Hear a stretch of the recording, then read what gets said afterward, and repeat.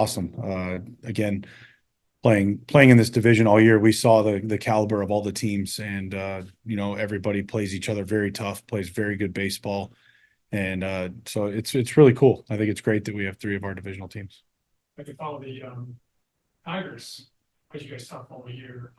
They a team that you kind of identified. I mean, they played you down, but once they get it together, this could be a real dangerous team. Yeah, I mean they showed us all year long that they were going to do something like this, and the way that they've been able to go on this run and get hot and play really good baseball down the stretch is a testament to all their players and their coaching staff and AJ Hinch. And they do a great job. They never go away, and they're going to make you get all 27 outs and put pressure on you.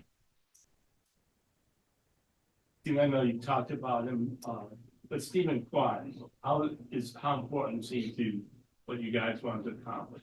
No, I think, he's just as important as anybody else, right? He's been our catalyst and spark plug at the top of the order, but again, Kwani just has to go out and be him, and he's been that for us the majority of the year.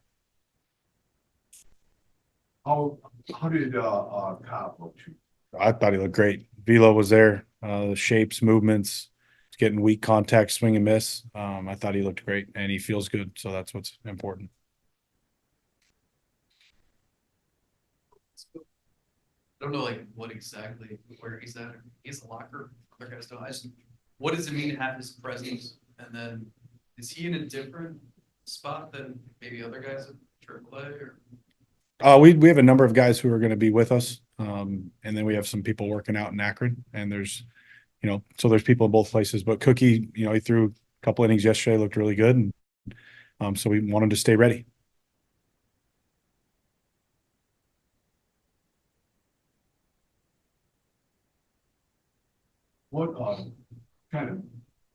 What challenges do the Tigers present specifically? I mean, it seems like their pitching staff or the way they use their pitching is pretty unpredictable. Yeah, I think besides the fact that they're a really good team, they create tough matchups on both sides of the ball. So with the versatility that they have, with their handedness, with their positional flexibility, they can get good matchups versus our pitching kind of whenever they want. And on the flip side, they've got a very balanced, very talented bullpen that can match up with our lineup. So it's going to be two very similar teams going at it. And I think the Tigers are very, very deep, and they've got a lot of talent.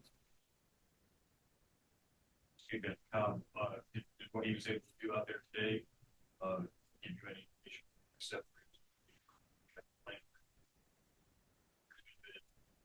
Yeah, I mean, we're still talking through a lot of roster decisions right now and kind of how we want to line things up. We don't really have anything in stone, but we need to see how he feels coming in tomorrow. It's always the day after where you really need to see how he responds to throwing today. So we should have more clarity, obviously, by tomorrow and Saturday morning.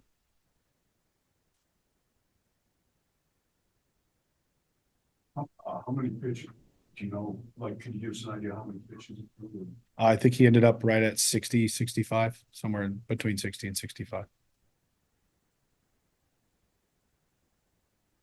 The hedgy nailer war of words going on. That's not that kind of fun. We had a blast these last 3 days. The guys got after it. I mean, it's hard you can't replicate games, but that was as close as we could get. I mean, we had guys, jabbing at each other, challenging each other. We had some competitions going on inside, just different things for the guys to really, compete over the last 3-4 days. And they've done a great job of that. And then tomorrow, a little workout before we head into Saturday. Just a normal workout tomorrow? Yeah, it's going to be similar to kind of the day before opening day. I know we've asked you about Sobrowski stories, but just to think of a guy who's in finally his first full healthy season, and knowing his past the 2 Tommy John surgeries, are you able to sit back and appreciate how just amazing that story is that he got here in this first full season?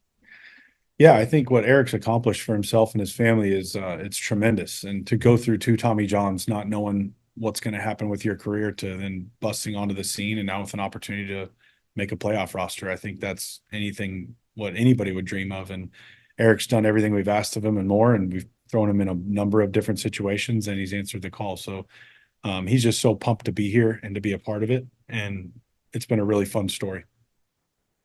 Just from a historical perspective, these 2 teams, these 2 franchises have been playing each other since 1901. 2,300 games against each other, and it's the first time they'll meet in the postseason. What's it like to be a part of that and have something of history? Yeah, I think it's really, really fun. I think those are the little things about baseball that are so beautiful is how you can play in the same, league for 100-something years and never meet up in the postseason, and then you finally do it. And in a year where we played each other very evenly, and it's going to be a lot of fun. I just love the game, and I love the history of the game. So it'll be a fun weekend. Do you think of Juan Rivero's defense?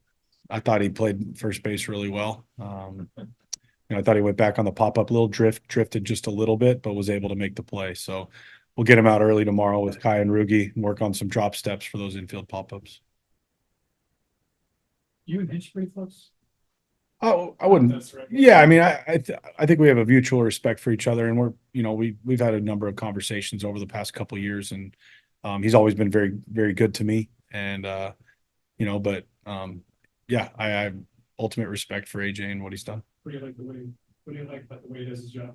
I just think you can tell that he cares about the players. You can tell that he, gets them to believe in themselves and go out and play hard. And I think, talking with him a few months ago compared to now, it's a little different, and credit to them for the run they've gone on.